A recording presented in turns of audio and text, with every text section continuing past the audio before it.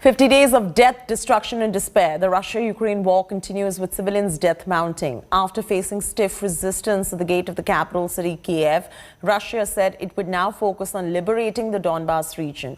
Meanwhile, Moscow continues to pound missiles on eastern Ukraine. Relentless Russian shelling has left Kharkiv in shambles. The city has been completely destroyed and turned into dust. Mariupol too is being bombed by Russian forces. Residential buildings in the port city have been reduced to rubble. Intense fighting is going on between Ukrainian and Russian forces to capture the crucial port city. Ukraine claims Russian shelling has left more than 10,000 civilians dead. With peace talks deadlocked and Putin's intensifying attack, the world is asking only one question: when will this bloodbath end?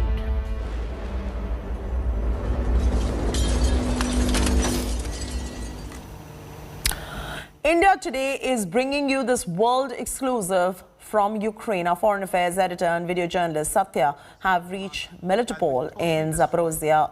They are on their way to Zaporozhye, a new plant that Russia occupied in the first week of March. Take a look at this exclusive report coming in from Geeta Mohan. Zaporozhye is a city in southeastern Ukraine on the banks of the Dnieper River. As per 2021, the city had a population of 722,713. It is also the site of Ukraine's largest nuclear power plant, now captured by Russian forces. In the first week of March, Russian troops entered Zaporozhye. The fears mounted when on 4th March, Ukraine announced that one of the reactors at the Zaporozhye nuclear power plant had taken a direct hit from a Russian strike, and that a reactor was on fire. Shelling at Zaporozhye stopped briefly. On 19th March, 9 people were killed and 17 wounded in another round of shelling in the suburbs of Zaporozhye. Russian invasion of the city forced the inhabitants to flee the war and destruction for safety. Zaporozhye Oblast, or the district, is known for its heavy industrial region. With Russian invasion, the city and district wears the look of a war zone. India Today is the first Indian news channel to reach Zaporozhye. Foreign Affairs editor Geeta Mohan and video journalist Satya bring you this report from their onward journey to Zaporozhye. We are on the way to Zaporozhye. My video journalist Satya and I have termed it Mission Zaporozhye. Why? Because this has been one of the most secretive journeys that I have undertaken. There is a lot when it comes to Zaporozhye and in conflict zones, war reporting, where certain areas you cannot go without military clearance or without any military escort. So 3 people and only 2 channels would most probably be the first ones to be reaching the nuclear power plant, apart from the Russian media. India Today and an Italian channel, Luca, our colleague, has joined us. And we are in this military vehicle, which is basically the cargo vehicle, because the officers are in the vehicles ahead of us, and there is also a pilot ahead and an escort vehicle behind us. So it is kind of a convoy, but this has been interesting, Luca. Very interesting, because we've waited 2 days to get a confirmation, to just get a confirmation on getting to go. Yes, exactly, because we're here on the street that is connecting Donetsk with Mariupol, which you all know that is a very dangerous place, and the street was not clean. There were fightings here actually on this street, so we have been waiting for 2 days for the Russian army to take the control of the street, and then we jumped on a convoy and we are driving as fast as possible to try to reach Zaporozhye, which the Ukrainian state is there under their own control, and the Russian state on the other side is under their control. So we're going there to witness what's happening and to witness who's really the army that is taking that they took over this nuclear base. So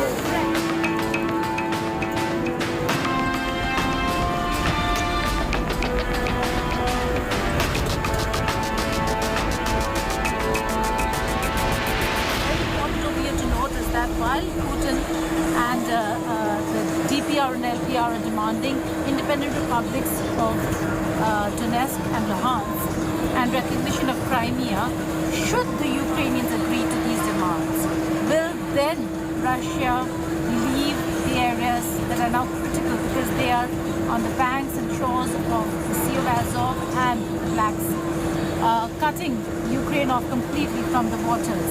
So if the negotiations are complete, will Russia then leave these 4 areas on the shores, which is Zaporizhia, Mykolaiv, Kherson and Odessa? On the other side, we have Kharkiv and Sumy. It's Russia trying to ensure that all borders between Ukraine and Russia turn into a buffer zone.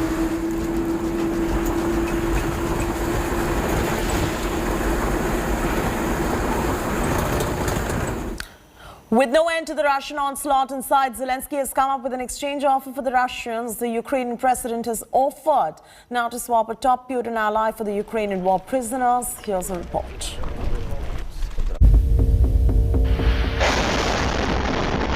Nearly 50 days of war and no breakthrough in sight. Now, Ukraine's President Volodymyr Zelensky has a new offer for his Russian counterpart. And this man is at the center of that offer. Viktor Medvedchuk is the head of the pro-Russian party and the most high-profile pro-Kremlin lawmaker in Ukraine. He was finally arrested on charges of treason as he was trying to escape abroad when the invasion began. In his latest proposal, Zelensky is willing to swap this top Putin ally for the Ukrainian prisoners of war held captive by Russia. На наших хлопців і наших дівчат, які зараз I propose to the Russian Federation to exchange this guy of yours for our boys and our girls who are now in Russian captivity. It is very symbolic that Mr. Medvedchuk was detained on Cosmonautics Day. He has been hiding for 48 days, but finally he decided to try to escape from our country. Well, for this astronaut, the famous Poekhali did not work out. цього космонавта у поганому сенсі слова. Putin and Medvedchuk's friendship dates back to 2003. Over the decades, Medvedchuk used his friendship with Putin to hold his ground as one of Ukraine's most powerful backroom politicians. Medvedchuk has often visited Putin in Moscow and even joined him to watch Formula One races. As per reports, Medvedchuk was the top contender as Zelensky's replacement as Kremlin's puppet after invasion. A very close aide in a way, or someone who's considered very close to the Russian President Vladimir Putin has been arrested here.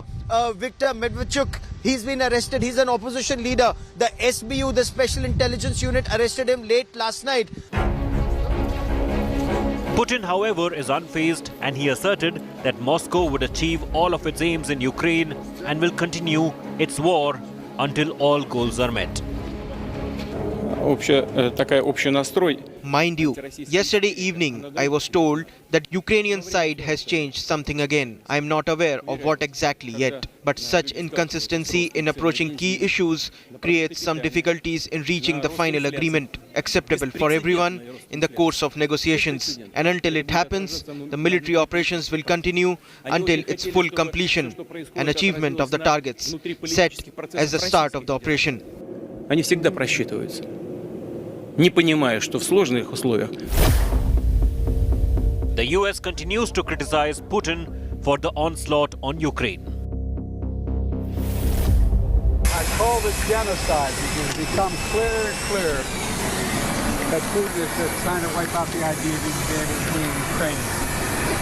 And the evidence is mounting. It's different than it was last week. The more evidence is coming out of literally the horrible thing that the Russians have done in Ukraine. And we're going to only learn more and more about the devastation. Nearly 50 days and counting, the world is waiting and watching. When will this war end? With Gaurav Sawant, Bureau Report, India Today.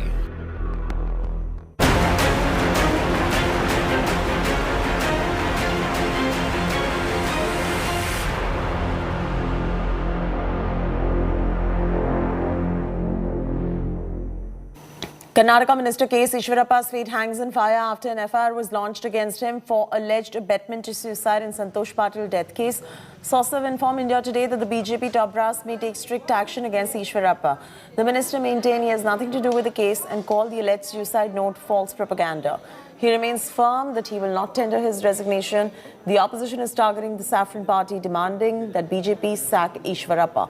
Protests were held outside Amit Shah House and Karnataka Chief Minister Basavaraj Bommai's residence, also seeking action against the minister. Karnataka Congress leaders, including D.K. Shivakumar, visited Belagavi to meet the family of Santosh Patil. Patil's family has blamed Eshwarappa for his death and alleged that the minister demanded commission in a 4 crore rupees contract.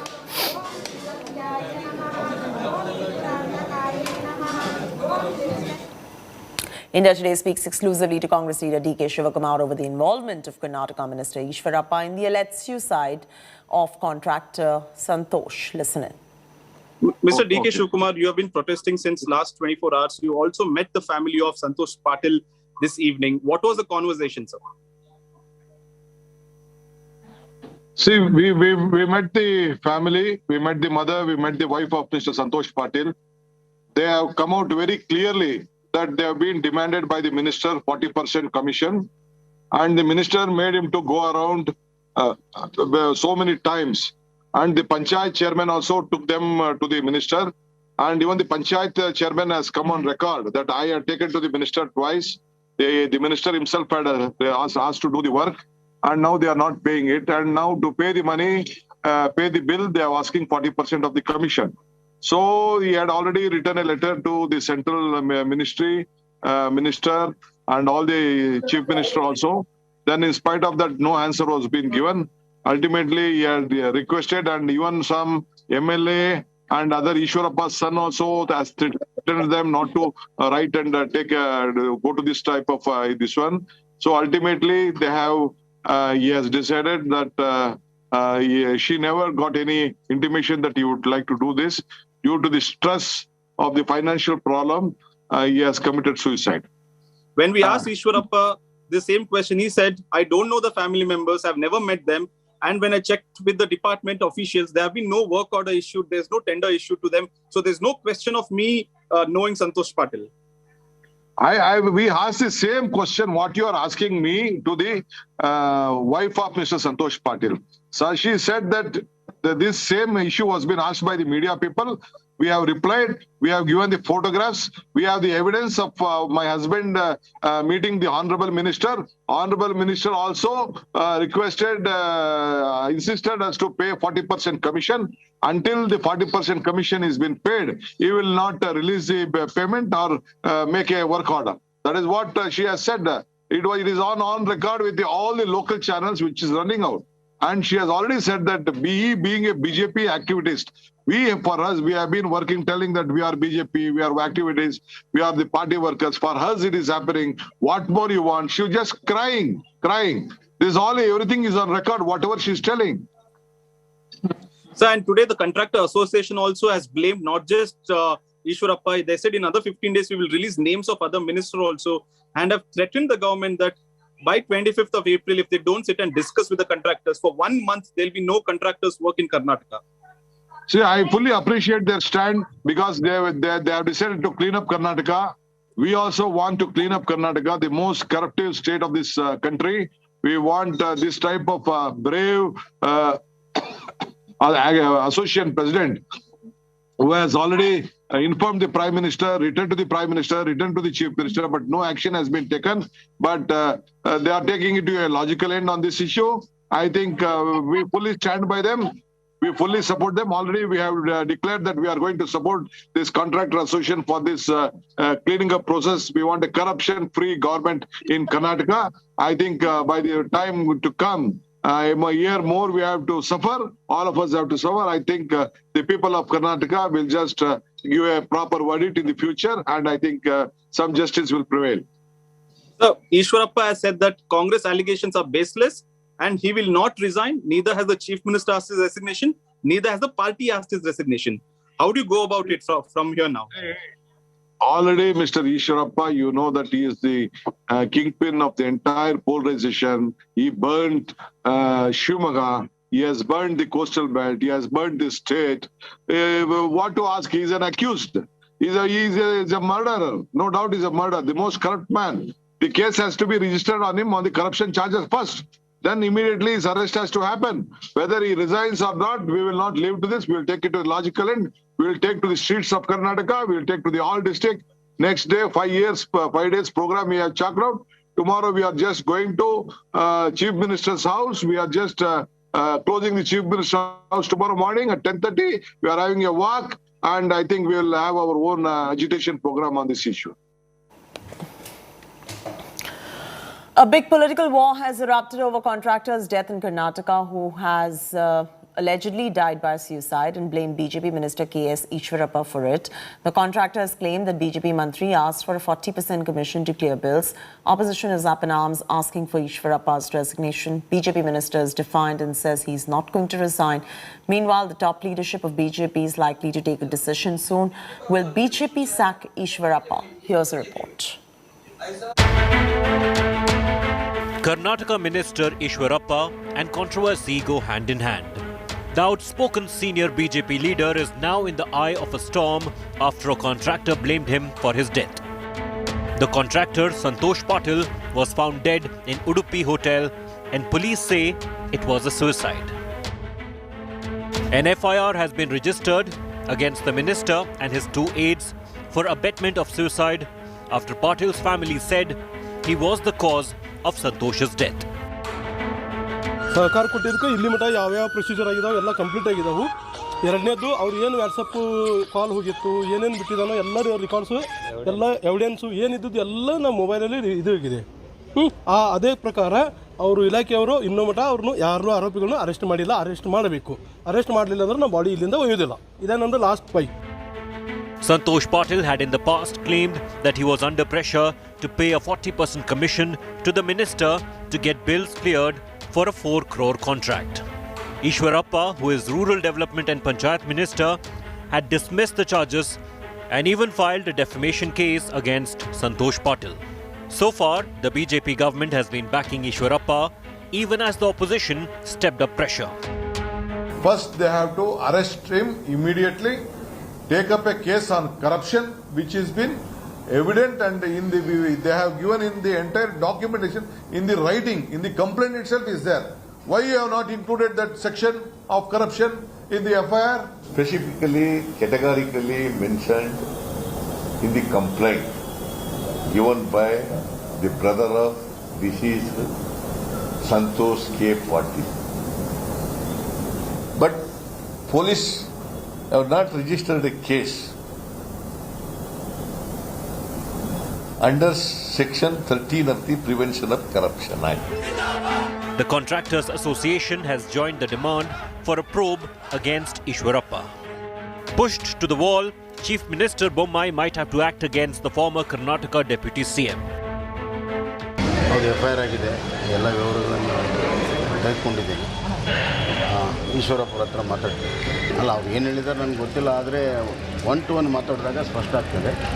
ಈಗ ಮೊನ್ನೆ ನಡೆದಂಥ ಘಟನೆ ಮತ್ತು ಈಗ FIR ಆದಂಥ ಸಂದರ್ಭದಲ್ಲಿ ಕೆಲವು ವಿಚಾರಗಳನ್ನು ಅವ್ರ ಹತ್ರ ಚರ್ಚೆ ಮಾಡಿ ತೀರ್ಮಾನ. Until now, Eshwarappa has been defiant, publicly stating that there was no question of his resignation. ऐसा लिख कर दिया था, वो डेथ नोट है। ये दोनों के बारे में वो स्पष्ट देने के लिए मैं उनको पूछ रहा हूँ। इस्तीफा पूछ रहा है, डेफिनेटली मैं इस्तीफा तो नहीं देगा। The Eshwarappa controversy has cropped up with a year to go for elections in the state, giving the opposition a handle to attack the Bommai government, which has been battling rising communal tension of late. Bureau Report, India Today. Just months after horrific conversion suicide case of 12th grade student from Tamil Nadu, another shocker rakes up the controversy. In the latest bit of alleged conversion, a 6th grade student has accused her tailoring teacher of forcing her to convert to Christianity. Politics speaks as AIADMK hits out its talent government for seeking a fair probe. Here is more. Another conversion scandal in Tamil Nadu. A 6th grade student has accused her tailoring teacher of attempting to convert her to Christianity. The child also claims the students were asked to kneel and pray. The students' parents have filed a police complaint.